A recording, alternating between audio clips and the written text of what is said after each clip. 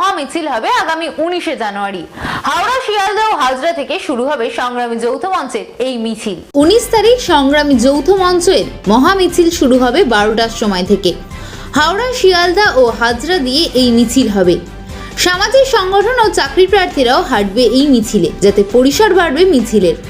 তাদের দাবি 19 তারিখ মুখ্যমন্ত্রী দেখা না করলে 29 তারিখ থেকে লাগাতার ধর্মঘট চলবে।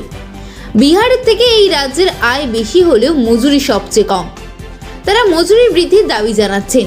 সরকার আদালতকে মান্যতা দেয় না বলে রাস্তায় নামছে কর্মচারী সংগঠন, এমনটাই মন্তব্য। তাদের লড়াই সাধারণ মানুষের জন্য। তাদের কথা অনুযায়ী এখানে ভবিষ্যৎ নেই। তারা আশা করছেন মানুষ সাথ দেবেন তাদের। আদিবাসীরাও আন্দোলনে সামিল হবেন। তারা জানান, মুখ্য সচিব সহ সমস্ত দপ্তরের সচিবদের লাগাতার ধর্মঘটের সপক্ষে নোটিশ দেওয়া হচ্ছে।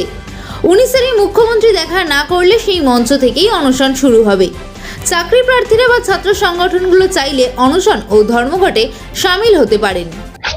নাগরিক আন্দোলনের যেসব মানুষজন যোগ দিচ্ছেন, আদিবাসী গাঁওতা, পশ্চিমবঙ্গ আদিবাসী গাঁওতা, তারা যোগ দিচ্ছেন সেদিনে।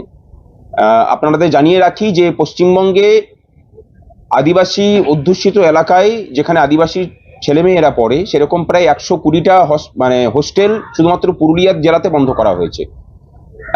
এর বিরুদ্ধে এবং ফেক এসটি সার্টিফিকেট, এই ফেক এসটি সার্টিফিকেট দিয়ে এখন এমএলএ হয়ে আছেন, সেরকম নজিরও আমাদের কাছে এসেছে। আমরা সেগুলো নিয়ে লড়বো। এই সেসব মঞ্চগুলো একসাথে যোগ দিচ্ছেন আর কি। অর্থাৎ সংগ্রামী যৌথ মঞ্চ তার পরিসর বাড়াচ্ছেন, এটুকুই বলতে পারি। লড়াইটা তো সাধারণ মানুষের জন্যই হচ্ছে। আমরা গোটা রাজ্য জুড়ে এখন জনসংযোগ যাত্রা করছি, মানুষের মধ্যে যাচ্ছি। আমরা মানুষকে কথা জানিয়েওছি, তারা পূর্ণ সমর্থন জানিয়েছেন।